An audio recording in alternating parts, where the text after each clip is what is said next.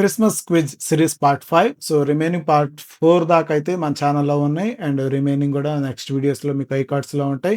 And welcome back to our channel. So, మనం late చేయకుండా quiz start చేద్దాం.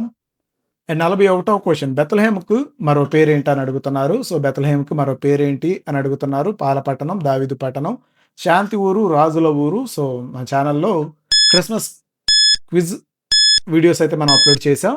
చూడండి, మీ నాలెడ్జ్ పరీక్షించుకోండి. అండ్ కరెక్ట్ ఆన్సర్ ఈస్ దావీదు పట్టణం. బెత్లెహేమ్‌కి మరో పేరు దావీదు పట్టణమందు.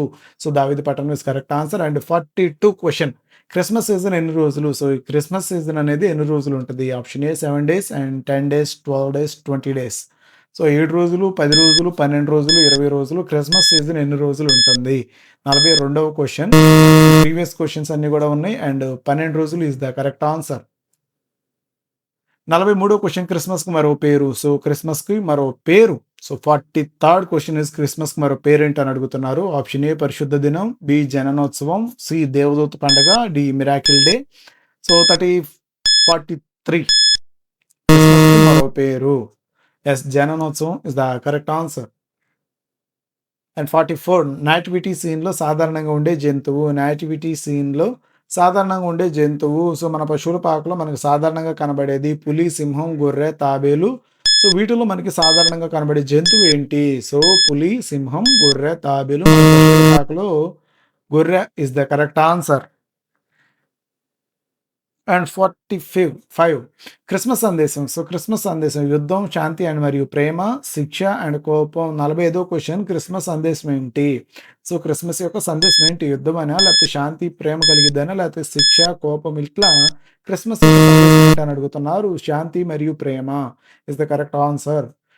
అండ్ 46వ క్వెషన్, బంగారం దేన్ని సూచిస్తుంది? సో, మరణాన్ని, యాజకత్వాన్ని, రాజ్యాన్ని, పేదరికాన్ని. సో, బంగారం అనేది దేన్ని సూచిస్తుంది అన్నది 46th క్వెషన్. బంగారం దేన్ని సూచిస్తుంది? మరణాన్ని, యాజకత్వం, రాజ్యం, పేదరికం. సో, దీంట్లో కరెక్ట్ ఆన్సర్ని కింద కామెంట్ బాక్స్లో కామెంట్ చేయండి. And the correct answer is రాజ్యం ఇస్ ద కరెక్ట్ ఆన్సర్. 47వ క్వెషన్, గంధరసం సూచిస్తుంది. గంధరసం దేన్ని సూచిస్తుంది? సుగంధ ద్రవ్యాలు అంటారు కదండి. సో, మనకి అది యాజకత్వాన్ని, రాజ్యాన్ని, మరణాన్ని, ఆరోగ్యాన్ని. గంధం రసం దేన్ని సూచిస్తుంది అన్నది కరెక్ట్ ఆన్సర్. సో, యాజకత్వం, రాజ్యం, మరణం, ఆరోగ్యం. సో, యాజకత్వం is the correct answer for 47 question. And 48 మర్రి దేన్ని సూచిస్తుంది? మర్రి, మ్యూర్ దేన్ని సూచిస్తుంది అన్నదే క్వెషన్. జీవితం, మరణం, శాంతి, ప్రేమ. సో, దీంట్లో దేది కరెక్ట్ ఆన్సర్ అన్నది కింద కామెంట్ బాక్స్లో కామెంట్ చేయండి. ఇలాంటి బైబిల్ క్విజ్కి సంబంధించి డిఫరెంట్ మన ఛానల్లో ఉన్నాయి. మరణం ఇస్ ద కరెక్ట్ ఆన్సర్.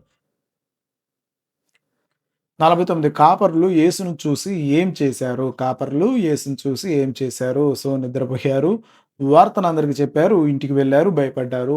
గొర్రెల కాపరులు యేసుక్రీస్తుని చూసి ఏం చేశారంటే నిద్రపోయారు. Option A, B, C, D correct answer. So, సువార్తను అందరికి చెప్పారు.